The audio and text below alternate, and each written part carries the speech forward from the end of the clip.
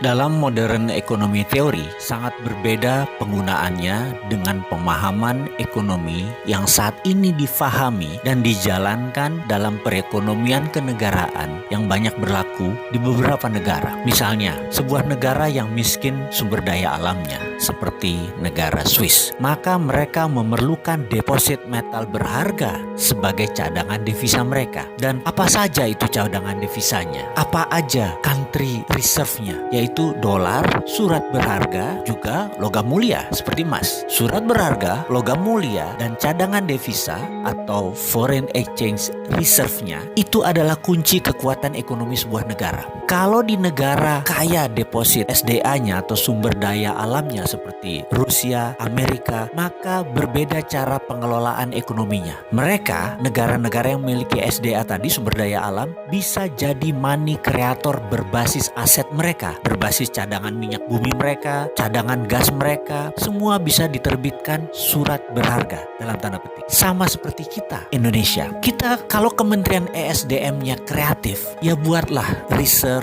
issuer atau penerbit kekayaan negara berbasis minerba. Kita kan punya SKK Migas, Satuan Kerja Khusus untuk Migas. Itu adalah BUMNK sebenarnya. Paham kan? BUMNK, Badan Usaha Milik Negara Khusus. Seperti zamannya Pak Ibnu Sutowo dulu. Kalau lupa nanti saya jelaskan di chapter yang lain. Mengapa kita ke depan tidak buat SKK Minerba, Satuan Kerja Khusus Minerba, atau bentuk lain dari Badan Usaha Milik Negara Khusus Minerba, mineral dan batu bara. Cara kerjanya adalah tugas pertama mereka adalah menghitung aset negara berbasis mineral batu bara tadi dan menerbitkan surat berharga. Nanti siapa yang beli surat berharganya? Ya negara Indonesia sendiri, Kementerian Keuangannya. Itu semua adalah untuk fondasi underlying money creation. Setelah Bappenas menciptakan proyek berlapis, ini sekali lagi kuncinya. Badan yang nanti akan berperan penting di atas Bappenas adalah Sesdalobang, Sekretaris Pengendalian dan Pengelolaan Pembangunan,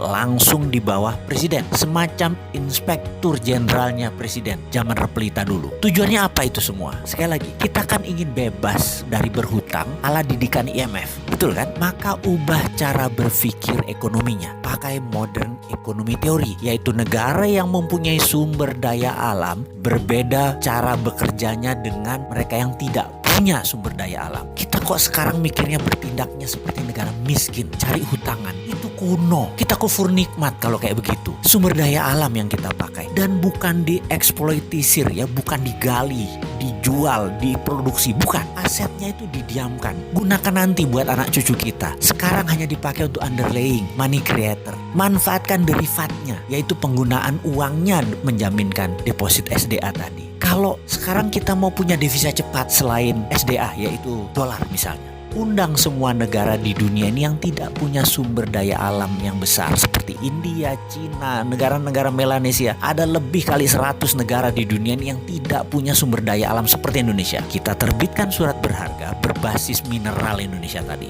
Jangan sebut nilainya, sebut saja jumlahnya. Lalu katakan mereka akan membeli 5%-nya atau senilai 200 billion dolar. Bisa saja, ya kita kasih suratnya, dan surat itu sama mereka nanti diapakan. Secara praktek modern ekonomi teori, itu untuk underlying money creation di negara mereka tersendiri. Terserah mereka mau cetak 10 kali lipat, 100 kali lipat, toh tidak akan diambil aset tersebut, di mana mungkin 100 tahun ke depan nilainya ya juga naik 100 kali. Kita sepakat, misalnya yang 20% aset nasional kita tadi, kita jual ke negara lain. Itu namanya sovereign wealth fund versi modern ekonomi teori. Amerika itu pakai sistem ini. Buktinya mereka tidak pernah tuh sedot atau gali tambang mineral mereka, minyak mereka nggak pernah tuh. Paling-paling hanya 20% hanya untuk ekonomi mutar. Lalu misalnya lagi, apa yang Pak Karno lakukan di tahun 1955? Yaitu akan memanfaatkan mineral ini untuk kekuatan ekonomi. Yuk ulangi lagi. Namun sekarang caranya lebih elegan. Dunia tuh butuh Indonesia. Dunia sudah tidak butuh negara yang suka perang seperti Amerika. Negara juga tidak butuh negara Cina yang menjual utang ke negara lain. Jadi masa depan adalah era bergandengan tangan, era kolaborasi, dan Indonesia punya yang